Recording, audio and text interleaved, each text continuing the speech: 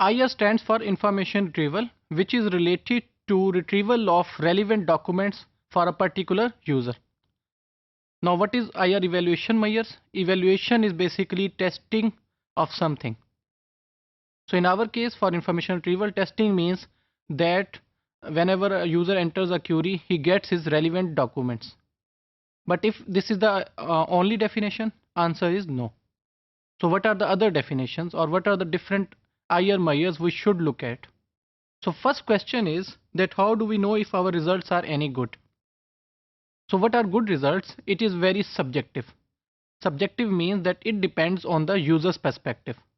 Like if some user is using a particular machine, what he wants to know from that particular information retrieval engine or particular machine. So how well the system is satisfying its objective? कि एक system जो है क्या वो अपने objectives को fulfil कर रहा है. For example, if a system is build for biological documents retrieval, then whenever a user enters a query, he gets his relevant results. How efficient it is satisfying its objectives? So efficiency basically can be defined at two levels. Number one is level is its time thing. Time thing that if we enter some query and we get the results at real time, फौरन ही वो अगर result दे देता है, that is basically a good working information retrieval engine. The other one is cost. Cost can be defined with financial cost और resources cost, कि वो कितने resources use कर रहा है या उसकी फाइनेंशियल बजट क्या है उस आईआर सिस्टम को डेवलप करने का. And finally whether the system justified its existence, कि जो हमने सिस्टम बनाया है क्या इट जस्टिफाइड इट्स एग्जिस्टेंस, कि क्या वो वही काम कर रहा है जिस पर्पस के लिए उसे डेवलप किया गया था.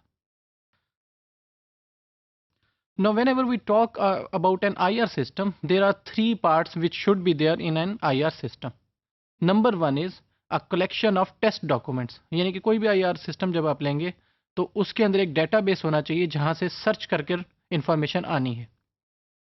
The other one is query. Query is basically provided by user, कि user एक query लिखता है जो search करके लाती है information को जो हमारे पास test collection के documents हैं. और तीसरी चीज़ जो होनी चाहिए वो होती है relevance. रेलिवेंस से मुराद क्या है कि जो क्यूरी लिखी गई है और जो हमारे पास टेस्ट कलेक्शन अवेलेबल है उनमें रेलिवेंस होना चाहिए, यानी कि रिजल्ट्स वही आने चाहिए जो अगेंस्ट द क्यूरी हों. For example, if I write something suppose on Google such as Lahore, then it should give us information related to Lahore only, neither कि वो वहाँ पर हमें कोई और इन्फॉर्मेशन देना शुरू कर दे. Evaluation criterias. Evaluation can be defined at two levels. One evaluation is for managerial point of view. Managerial point of view के लिहाज से evaluation से मुराद ये है कि जो results आ रहे हैं they are fast enough और वो IR system की तरक्की की तरफ या progress की तरफ help करें, यानी कि यूज़र को ज़्यादा से ज़्यादा अपनी तरफ खींचें. इस चीज़ के लिए अगर वो काम कर रहा है तो that system is a better one. What about for users? Users के लिए सबसे अहम होता है कि जो रिजल्ट सर्च किया जाए that is relevant to their queries, कि जो वो चाहते हैं वो रिजल्ट आए. That is about users response. So for that purpose there are two things, response time of the system and what is response time itself. Response time ये है कि एक यूजर ने एंटर की क्यूरी और कितनी देर में उसका रिजल्ट अटेन हुआ. So response time is basically that wait time which is between entering of the query and getting the results. So evolution criterias कौन कौन से हैं, कि कौन कौन सी चीज़ें हैं जो हमें गेट करनी पड़ती हैं while evaluating an IR system. Number one is coverage of the system, कि हमारा जो आईआर सिस्टम है वो मैक्सिमम सिस्टम को कवर करे. यानी कि ये नहीं कि अगर एक हमारे पास 100 कलेक्शन ऑफ डाटा सेट्स हैं तो हमारा आईआर सिस्टम फर्स्ट 50 को तो कैप्चर करे, नेक्स्ट 50 को ना करे. That should not be done. Rather it should capture all the 100 documents while a query is entered into the system. Similarly अब हमारे पास कुछ डेफिनेशन हैं, सच एज दो commonly used evaluation measures recall and precision है.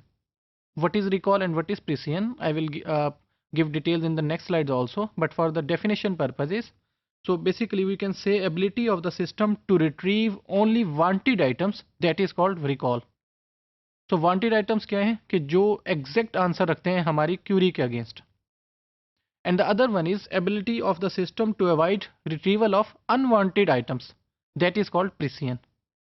अब इन दोनों में डिफरेंस क्या है वो नेक्स्ट स्लाइड से हम डिस्कस करते हैं और फिर देखते हैं कि उसमें प्रॉपर डिस्टेंस क्या आता है.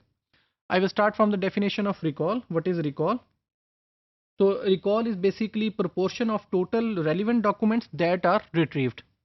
अब यहाँ पर समझने वाली चीज़ हमारे लिए क्या है कि ये हमारे रेलिवेंट डॉक्यूमेंट्स हैं जो रिट्रीव हुए हैं, और ये वो डॉक्यूमेंट्स हैं जो सब के सब रिट्रीव हुए हैं, और इन दोनों का हम इंटरसेक्शन ले रहे हैं. So now what is the example here which I have put in the lower box, that if we have 100 documents in a collection, अगर हमारे पास 100 टोटल डॉक्यूमेंट्स हैं विच आर रेलिवेंट, और उसके बाद अगर हमें क्यूरी देते हैं, जब हम क्यूरी देते हैं तो 60 डॉक्यूमेंट्स जो हैं या 60 आइटम्स जो हैं वो रिट्रीव हो जाते हैं, यानी कि हमारे पास शो होते हैं. तो रिकॉल हम कहेंगे कि 60% इज़ द रिकॉल, यानी कि सिर्फ 60% रिकॉल से मुराद ये है कि हमारे 60% डॉक्यूमेंट्स क्योंकि रिट्रीव हो रहे हैं, 40% डॉक्यूमेंट रिट्रीव नहीं हो रहे, तो that's why we say that this is our recall. So in this case 60 is this thing, this relevant document, this would be 60, and this is our total 100. So intersection of these two things becomes 60. So for that purpose, and again it is 100, so 60% would be in total. So recall से मुराद ये चीज़ है कि कौन से elements हैं या कौन से आइटम्स हैं या डॉक्यूमेंट्स हैं which are relevant to our query. जैसे मैंने अभी एग्जांपल दी थी, जैसे मैंने कहा कि अगर गूगल के ऊपर हम लाहौर लिखते हैं, then what will happen, it will give us many pages. अब उन पेजेस में से कौन से ऐसी चीज़ें हैं जो हमसे रेलिवेंट हैं. For example in Lahore if we are looking for virtual university, तो फिर वो डॉक्यूमेंट जिनमें वर्चुअल यूनिवर्सिटी का वर्ड आ रहा है with Lahore, that would be relevant to us. Next is precision. Precision basically हमारे पास क्या है कि रेलिवेंट डॉक्यूमेंट्स, उसके बाद intersection of relevant documents with retrieve documents and divided by retrieve documents. अब यहाँ पर क्या है कि if we for an example which is written in the down size, in a given search the system retrieves 80 items. अब अगर एक हमने सर्च की जिसमें 80 आइटम्स रिट्रीव हुए, लेकिन हुआ क्या कि उनमें से सिर्फ 40 रेलिवेंट हैं और 40 इररेलिवेंट हैं, तो फिर हम क्या कहेंगे कि जो सिस्टम की प्रिसियन है that is only half. Half means 50%, यानी कि इसमें सिर्फ हम वो चीज़ उठाना चाहते हैं कि जो अनवांटेड इन्फॉर्मेशन है that should be removed. So that is precision. Moving on, there are some other definitions which we will discuss in this module. Number one is fallout. Fallout basically it is again very much relevant to precision, but we can define that it is proportion of non-relevant items that have been retrieved in a given search query. So again it is looking for non-relevant items कि non-relevant items कौन से आए हैं. अब इसका क्या फ़ायदा है कि अगर वो non-relevant items आ रहे हैं तो उनको हम remove कर देंगे, और जो remaining items हैं that would be our relevant items. The other one is generality. So generality का क्या मतलब होता है? These are basically relevant items that have been retrieved in a given search. अब ये अपोजिट है अगेंस्ट फॉलोआउट के. फॉलोआउट में हम देख रहे थे non relevant items, and generality we are looking for relevant items. Then effectiveness. Effectiveness basically बहुत ज़्यादा सब्जेक्टिव चीज़ है. सब्जेक्टिव क्यों है कि ये डिपेंड करती है कि सर्च करने वाला कौन है. For example if we write Lahore let's say, और लाहौर के अंदर पहला लिंक अगर वर्चुअल यूनिवर्सिटी आ जाता है, तो for a student of virtual university it would be a very good result, but it might not be a good result for for the students of other universities. So this effectiveness is basically subjective कि ये user dependent है. Now what happens in this one, we want to look at कि किस level तक हमारे system ने इसके objectives को अचीव किया है. Then how far it can retrieve relevant information while withholding non-relevant information, कि कितनी इंफॉर्मेशन वो है जो रेलिवेंट है उसे अचीव कर रहे हैं, और कौन सी ऐसी है जिसको नॉन रेलिवेंट है और उसे अचीव नहीं कर रहे. सो इन मॉड्यूल्स में हमने डिफरेंट इवैल्यूएशन मेजर्स देखे हैं which are for information retrieval systems, और उनकी एफिशिएंसी और वो कैसे यूज़ होते हैं फॉर आईएस सिस्टम्स, इसको फोकस किया गया है.